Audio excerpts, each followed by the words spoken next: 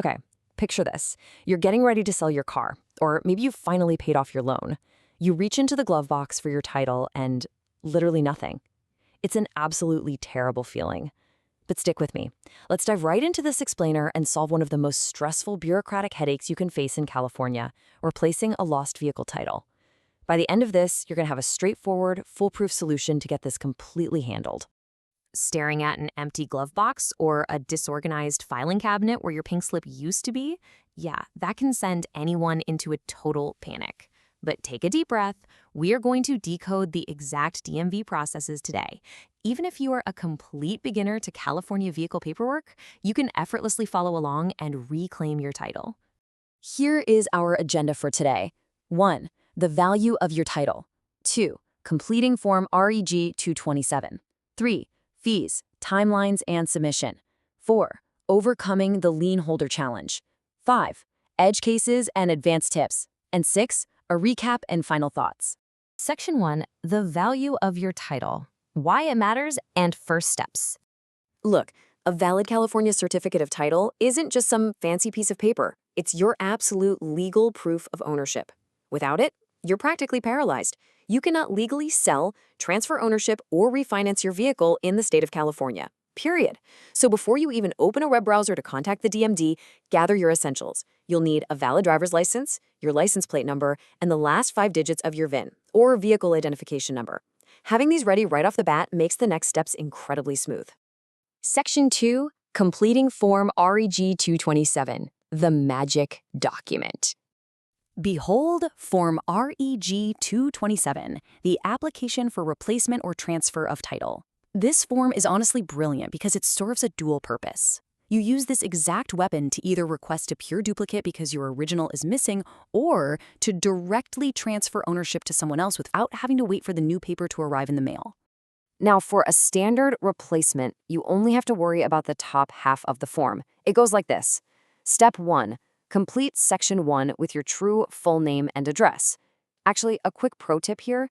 If your address isn't perfectly current in the DMV system, definitely update that first. Step 2. In Section 2, enter your lien holder. If you own the car free and clear, just write none. And Step 3, check the lost box in Section 3 and sign the missing title statement. It is really that simple. Section 3. Fees, timelines, and submission. Budgeting time and money. Okay, dealing with the state means dealing with logistics, right? So what's this going to cost?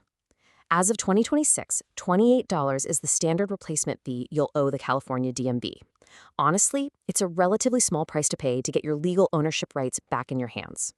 But how long does it take? Well, processing times vary wildly based on the choices you make. If a lender is handling this electronically, it's about 8 business days. If you do it yourself through the DMV virtual office online, expect 2 to 3 weeks. And if you go the old-fashioned route of mailing it in or dropping it off in person, you're looking at a 3 to 4 week wait. So you have a few submission options. You can use the DMV virtual office portal, mail it to Sacramento, or make an in-person appointment. But listen to this great pro tip from our sources. Use a licensed business partner automation provider, like a DMV registration service. These partners can often process requests instantly and help you skip those agonizingly long DMV field office lines entirely. I promise you, your sanity will thank you. Section 4. Overcoming the lien holder challenge. Navigating bank loans and notaries. Now, this is where most people get tripped up. If you have an active loan and you're still making payments, stop right now. You cannot apply for a duplicate title yourself. Your lender is the legal owner, and under California's electronic lien and title program, they hold the digital record. You have to call your bank's title department to initiate the process. Now, on the flip side, if your loan is paid off but the DMV still thinks there's a lien, you'll submit your REG 227 form along with the REG 166. That's a lien satisfied release form signed by your former lender. And that brings us to a huge point of confusion. If you look at the bottom of page 1 on the Reg 227 form, in Section 5, you'll see this incredibly intimidating notary block. A very common mistake is thinking that if you're just a private owner requesting a replacement title, you need to go find a notary. You do not. The notarization rule strictly applies when a financial lien holder who is not in the electronic system is releasing their claim on the vehicle. Private sellers and registered owners absolutely do not need their signatures notarized just to get a duplicate title.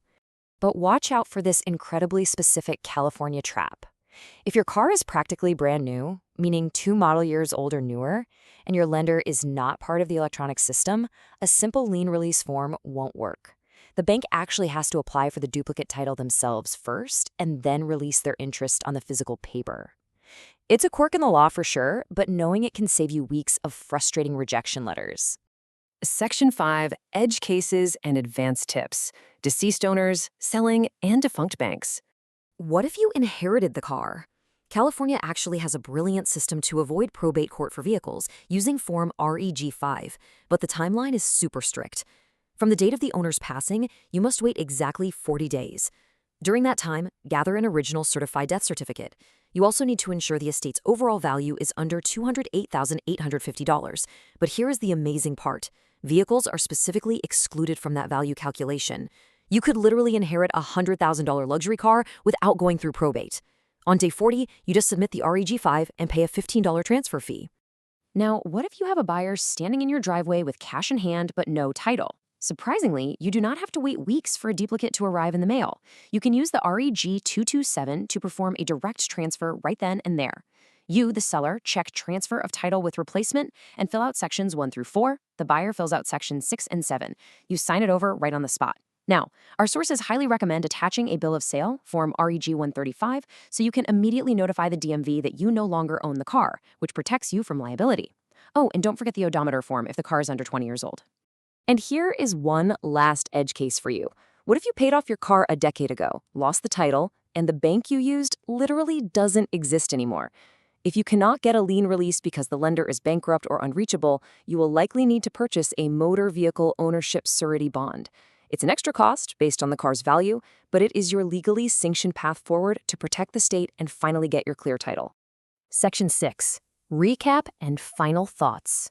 Your roadmap to a new title. Okay, let's wrap this up and review exactly what you need to take away from this explainer today.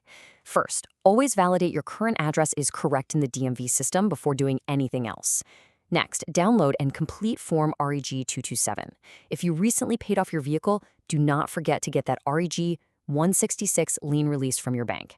Have your $28 standard replacement fee ready and submit everything through the DMV virtual office for the easiest processing. Follow these straightforward steps, avoid that notary trap if you're a private seller, and you'll have that fresh pink slip in no time. Just a quick heads up, while we absolutely love guiding you through the ins and outs of state bureaucracy and making things clear, remember, this explainer is for general educational purposes. If you have a highly complex legal situation, like a contentious inheritance or a deeply disputed lien, we always recommend consulting official state resources or a qualified legal advisor. For the vast majority of you, the path is now clear. Get your paperwork together, submit that application, and get back on the road with total peace of mind. But it does make you wonder, right? With everything moving digital these days, how much longer will physical pink slips even exist before all states fully digitize ownership? Until that day comes, at least you know exactly how to conquer the paper trail.